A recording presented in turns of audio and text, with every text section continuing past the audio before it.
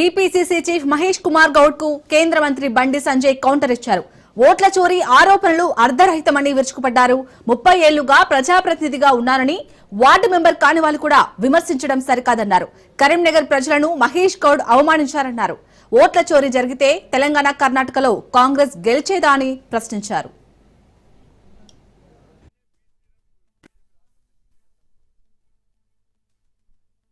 గ్రామ పంచాయతీలకు కాంగ్రెస్ పార్టీ ప్రభుత్వం అధికారంలోకి వచ్చిన తర్వాత ఒక్క పైసా ఇచ్చిన చెప్పారు. ఒక్క పైసా నాకు తెలిసి దేశంలో సంవత్సరాల కాలంలో గ్రామ పంచాయతీకి ఒక్క పైసా ఇవ్వకుండా ఉన్న ఏకైక ప్రభుత్వం తెలంగాణలో కాంగ్రెస్ పార్టీ ప్రభుత్వం. ఒక్క పైసా కూడా ఇవ్వలే. ఇప్పుడు ఎన్నికలు దేనికోసం పెడతాం అనుకుంటున్నారు? కేంద్ర ప్రభుత్వం నిధులు ఇస్తుంది కాబట్టి ఎన్నికలు పెడదాం అనుకుంటున్నారు. మరి కేంద్ర ప్రభుత్వం నిధుల కోసం ఎన్నికలు పెడితే ప్రజలు ఎవరు ఓటేస్తారు? కేంద్రంలో అధికార పార్టీకి బీజేపీకి ఓటేస్తారు.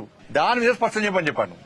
రాత్రిపూట యాత్రలు చేసి ప్రజలను కలవకుండా ఒకసారి బీసీ ఆయనే బీజేపీ రాష్ట్ర అధ్యక్షుడు తీసేసినప్పుడు ఒక బీసీ నాయకుడిగా స్పందించినాడు. బీసీ ఆయనే అంటున్నాడు, బీసీ కాదని ఆయన అంటున్నాడు. ఆయన చూస్తే ఏమంటే గజ్జి సినిమా గుర్తొస్తుంది. దాని హీరోకు 15 నిమిషాల కంటే ఏం గుర్తురాదు, వాళ్ళు ఏం గుర్తులేదు. 15 నిమిషాల మళ్ళీ ఏం గుర్తులేదు, అన్న గుర్తురాదు. ఆయన ఎవరు తెలిసి చెప్పండి ఎవరికన్నా. కరీంనగర్ ప్రజలు ఆయన గుర్తుపడతారా? ఒకసారి వార్డు మెంబరో, సర్పంచో, ఎంపీటీసో చేసి సమస్యల మీద కొట్లాడితే వాళ్ళు ప్రజలకు తెలుస్తుంది. అక్కడ రాహుల్ గాంధీ ఏమో ఓట్లు తీసేస్తున్నారు అంటారు. కరీంనగర్ లా ఒక్కొక్క ఇంట్లో 200 ఓట్లు మైనార్టీలలో ఉన్నాయి. గతంలో సునీల్ రావు కాంప్లైంట్ ఇచ్చారు. ఆ ఓట్లు ఎవరు పడతాయి? దొంగ ఓట్లు పడ్డాలు. ఓట్లు పడ్డాక గెలవాలి వాళ్ళు ఓట్లు వేసుకున్నా గెలవలే వాళ్ళు. మైనార్టీలలో ఒక్కొక్క ఇంట్లో 50 ఇండ్లున్నాయి. కరీంనగర్ లో ఉన్నాయి. మేము ఫిర్యాదు కూడా చేస్తాం, తొలగించలే. ఆ ఓట్లు ఎటు పడతాయి? అయినా గెలవలే వాళ్ళు. ఏదో బండి సంజయ్ తెలిస్తే బ్రేకింగ్లు వస్తాయని మాట్లాడము. లాస్ట్ వీక్ నాకు ఏం చెప్పినట్టు నేను ఒక కాంగ్రెస్ పార్టీ నాయకుడు ఫోన్ చేసి, అన్న ఆయన బాధ్యత అది కాదు, ఆయనకు సెక్యూరిటీ కూడా ఇస్తలేరు, ఆయనకు అటు ఇటు గన్ మెన్ వేసుకుని తిరిగిన షోక్ బాగున్నది, ఆయన ఎక్కడ టార్గెట్ కాదు, ఆయన బీఆర్ఎస్ సపోర్ట్ చేస్తాడు, బీఆర్ఎస్ మనిషి అనే. కాబట్టి బీజేపీని తిడితే అక్కడిక్కడ యాత్రను అడ్డుకుంటే సెక్యూరిటీ పేరుతో గన్ మెన్ వేసుకుని తిరగాలని చెప్పి షోక్ ఉన్నది. కాబట్టి ఇది చేస్తుండు. ఆయన వార్డు మెంబర్ కూడా మా పార్టీలే నవ్వుకుంటున్నారు ఆయన మాటలు చూసి. ఈ తెలంగాణలో ఓటు చోరు ఎక్కడిది, ఆ బీహార్ లో చేస్తేనే మొత్తం డైమండ్ కథ అయిపోయిన పరిస్థితి. ఆడ ఇక్కడ ఓటు చోరు ఎక్కడిది? 8 మంది మేము కాంగ్రెస్ ఎంపీలకు గెలిచినాం. మేము గెలిచా కూడా ఓటు చోరీ అంటే ఇప్పుడు నమ్ముతాడు అన్న. ఇది నేను గెలిచాక వెంటనే ఎందుకు ఎలక్షన్ కమిషన్ కంప్లైంట్ ఎందుకు వేయలే, ఎందుకు పిటిషన్ వేయలే? ఆయనను ఎవరు నియమించారో వాళ్ళ చెప్తున్న వాళ్ళే ఒప్పుకునే పరిస్థితి వచ్చింది. ఇవాళ పోయినసారి ఎక్కడ వినాయకుడు పెట్టారు, ఆడ పెడితే కూడా రోడ్డు కట్ట ఉందంటారు. ప్రజలకు లేని ఇబ్బంది మీకెందుకు? సౌండ్ పెట్టద్దు, గుళ్ళలో సౌండ్ పెట్టద్దు, బాగా చెప్తా పెడతాం సౌండ్. ప్రజలకు ఇబ్బంది కాకుండా చట్టానికి లోబడి పక్కా పెడతాం సౌండ్. జులు తీసుకోవద్దు, ఈ టైం వరకు తీసుకోవాలి. ఇది మీరు చేసేది. మేము దేవుని నమ్ముకున్నామా? దేవుల పార్టీ, అది దేవుల పార్టీ. ఎన్నికలు ఉన్నా లేకుండా ధర్మం కోసం, సనాతన ధర్మం కోసం, సనాతన ధర్మం కాపాడడం కోసం, హిందూ ధర్మ పరిరక్షణ కోసం, హిందూ సమాజం కోసం కష్టపడి పనిచేసే పార్టీ భారతీయ జనతా పార్టీ. మీ బతికేంది బిచ్చ బతుకు మీది. ఎన్నికలు వస్తున్నాయంటే సరే, ముస్లింలు వాళ్ళ ఆచార వ్యవహారాల ప్రకారం వాళ్ళు టోపెట్టుకుని వాళ్ళ దేవుని వాళ్ళు ఆరాధిస్తారు. మీరేం చేస్తారు? బిచ్చపోళ్ళకి పోయి టోపులు పెట్టుకుని నమాజ్ చేస్తారు మీరు ఓట్ల కోసం.